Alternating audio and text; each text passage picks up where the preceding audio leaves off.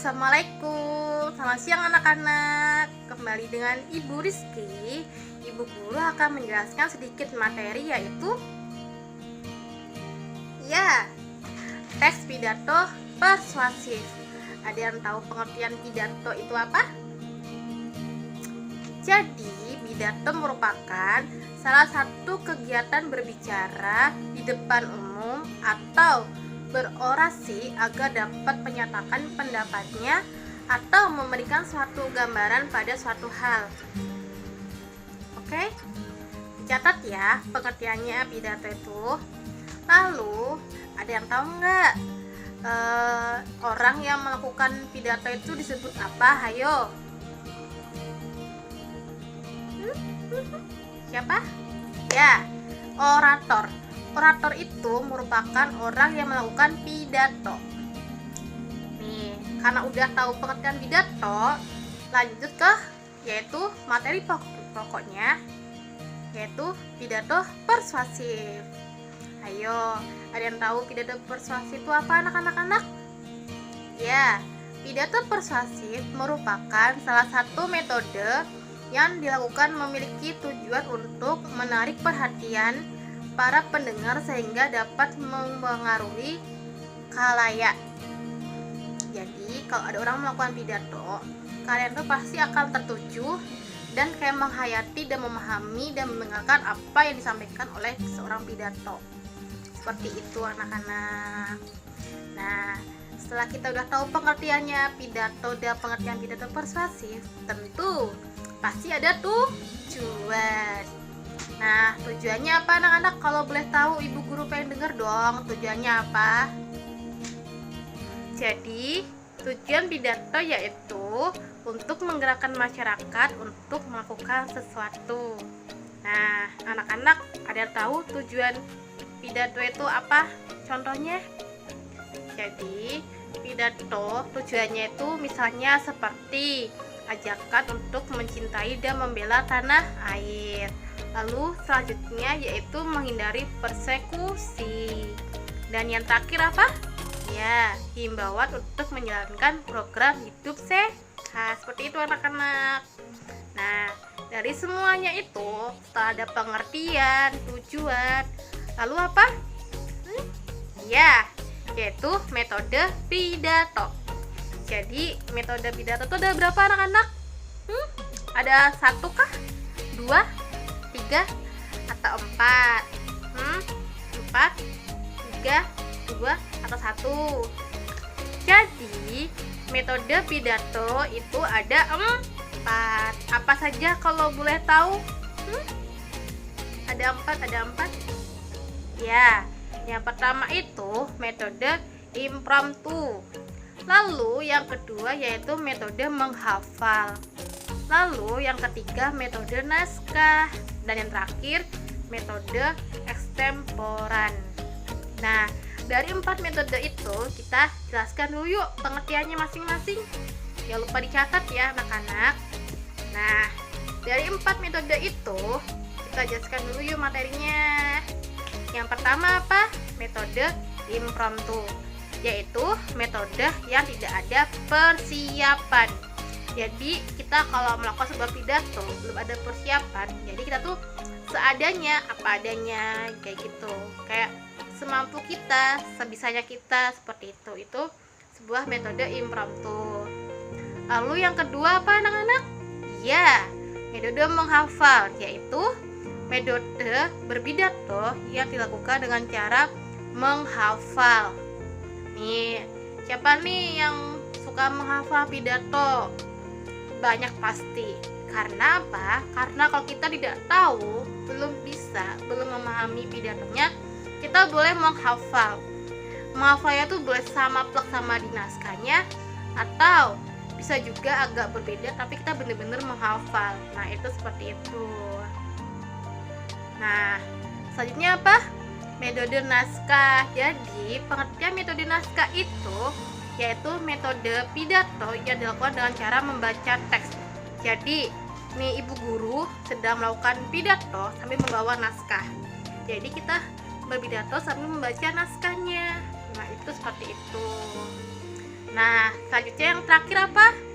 Ya, metode ekstemporan, yaitu metode berpidato yang terlebih dahulu mengenal garis-garis besar pidato yang akan disampaikan. Seperti itu. Apa itu? Yaitu kita menghafalkan, mengandalkan kemampuan berbicara dengan hanya menyiapkan poin-poin pokok saja. Jadi kalau kita melakukan pidato, ya kan, kita cuma ngambil poin-poin terpentingnya. Seperti itu anak-anak, paham? Nah, jadi kan udah nih, ada 3 nih, pengertian, tujuan, dan metode. Oke, kita lanjut ke materi selanjutnya ya. Selanjutnya yaitu menelaah struktur teks pidato. Ada berapa anak-anak strukturnya? Ya, ada 3. Yang pertama itu pembukaan, yang kedua isi pidato, dan yang terakhir penutup. Nah, dari 3 itu kita jelaskan dulu yuk pengertiannya apa ya. Jadi pembukaan itu kan ada 3 nih, ya kan, 3 bagian. Yang pertama salam pembuka, yang kedua ucapan penghormatan, dan yang terakhir ucapan syukur. Itu merupakan bagian dari pembukaan. Lalu isi pidato. Isi pidato itu merupakan bagian yang penting karena mengandung inti dari sesuatu yang akan disampaikan dan dibicarakan. Jadi kalau ada seseorang melakukan pidato, ada bagian isinya terpenting dan benar-benar itu kayak sesuatu yang harus disampaikan. Nah, seperti itu. Lalu bagian penutup. Nah, penutup itu pengertiannya apa anak-anak? Jadi penutup itu kesimpulan secara ringkas dari materi yang telah dijelaskan atau yang telah disampaikan dalam pidatonya itu. Nah, paham anak-anak dari situ struktur menelaahnya? Nah, kita lanjut ke bagian unsur kebahasaan teks pidato. Nah, unsur kebahasaan teks pidato itu ada berapa? Ya, ada 4. Sama kayak tadi metode pidato itu ada 4, dan kali ini unsur kebahasaan teks pidato juga ada 4. Yang pertama itu lafal. Nah, dari lafal itu pengertiannya yaitu cara seseorang atau sekelompok orang mengucapkan bunyi bahasa. Jadi seperti bu guru ini, ya kan, melakukan sebuah pembicaraan menggunakan kata bahasa lafal A, I, U, E, O, seperti itu. Lalu yang kedua, nada. Nah, nada itu merupakan tinggi rendahnya bunyi. Jadi kalau seseorang melakukan pembicaraan atau melakukan sesuatu yang komunikasi, sebuah penyampaian antar A dan si B, pasti ada sebuah nada. Nada marah, nada apa ya, kayak sedih, rendah, naik turunnya suara itu. Nah, seperti itu anak-anak. Lalu yang ketiga yaitu intonasi. Hampir sama kayak nada, cuma intonasi itu sebuah lagu kalimat. Nah, jadi kayak contohnya gini, ibu guru kasih contoh nih. Aku sakit. Nah, aku sakit. Dibikin intonasi, aku sakit. Nah, seperti itu. Jadi kayak dibikin intonasi kalimatnya itu kayak dibikin kayak lebih ke lagu-lagu, kayak orang kita lagi mau nyanyi, kayak sedang musikalisasi puisi, seperti itu. Lanjut yaitu kalimat efektif. Nah, ada yang tahu kalimat efektif itu apa anak-anak?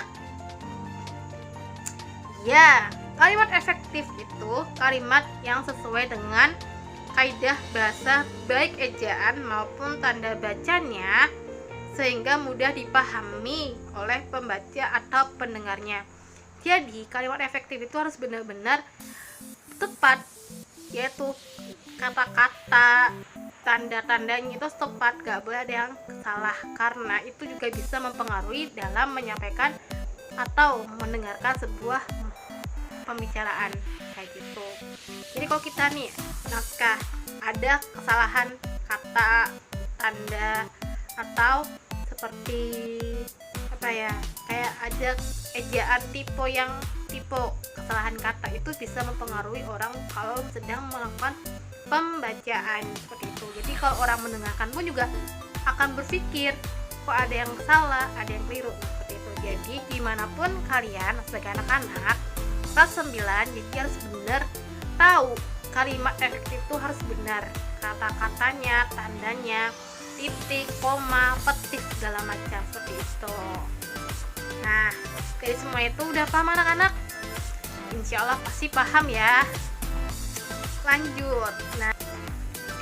Nah, jadi kalimat efektif itu ada syarat sih. Nah, syaratnya tuh apa anak-anak? Jadi kalimat efektif itu bebas syaratnya ada 4, sama kayak tadi sebelumnya. Metode ada 4, menelaah bahasa juga ada 4. Nah, kalimat efektif juga ada 4 anak-anak. Jadi yang pertama itu apa? Ya, pertama itu mudah dipahami oleh pendengar atau pembacanya. Lalu yang kedua, tidak menimbulkan kesalahan dalam menafsirkan maksud sang penulis. Lalu yang ketiga, menyampaikan pemikiran penulis kepada pembaca atau pendengarnya dengan tepat. Lalu yang terakhir, sistematis dan tidak bertele-tele. Nah, itu merupakan syarat kalimat efektif. Oke, paham anak-anak? Pasti paham. Yuk semangat yuk. Nah, dari semua itu kita lanjut ke bagian menyusun teks pidato yang baik. Nah, dari semua pengertian, tujuan, metode, menelaah bahasa, itu kan udah nih disampaikan kan banyak sekali, dan mungkin sekarang kita melakukan sebuah penyusunan kalimat teks pidato. Nah, jadi kan ibu guru udah menjelaskan semua materi tentang pidato, yaitu pengertian, tujuan, metode, menelaah bahasa, syarat kalimat efektif. Nah, selanjutnya yaitu ke bagian menyusun teks pidato. Yeay. Oke anak-anak, jadi simak baik-baik ya. Cara menyusun teks pidato yang baik itu seperti apa? Itu juga ada 4 anak-anak. Yang pertama apa? Menentukan tema atau pokok pembicaraan yang sesuai dengan tujuan pidato. Jadi dalam membuat sebuah pidato, kita udah harus menentukan temanya dulu. Kita mau bikin tema apa nih? Kayak tema melakukan sebuah kesehatan, kebersihan lingkungan sekolah juga cocok.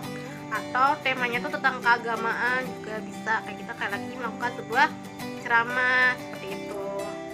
Lalu yang kedua, mendaftar pokok-pokok yang akan disampaikan dalam pidato.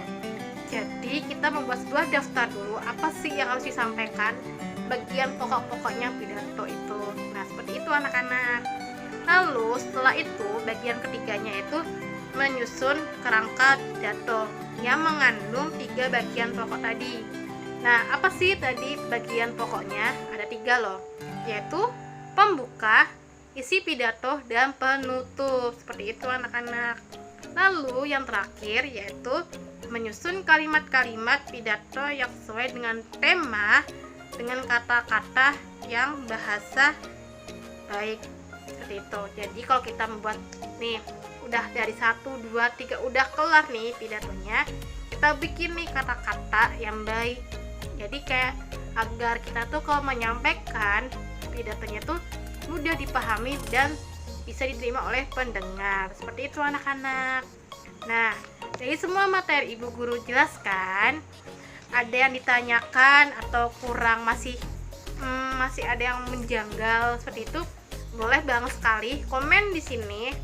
Nanti ibu guru bakal ngasih tahu apa sih permasalahan kalian sampai kalian masih kurang paham atau masih bingung apa yang ibu guru sampaikan. Jadi kalian boleh komen di sini. Oke anak-anak. Baik anak-anak, terima kasih udah menyimak, udah mendengarkan dan memahami apa yang ibu guru sampaikan tadi, yaitu sebuah materi teks pidato persuasif. Terima kasih ya, sebesar-besarnya makasih banget buat kalian anak-anak udah menyimak apa yang ibu guru sampaikan. Nah, apabila ada salah kata atau salah penyampaian atau salah dimengerti, ibu guru minta maaf ya sebesar-besarnya. Terima kasih. Wassalamualaikum warahmatullahi wabarakatuh.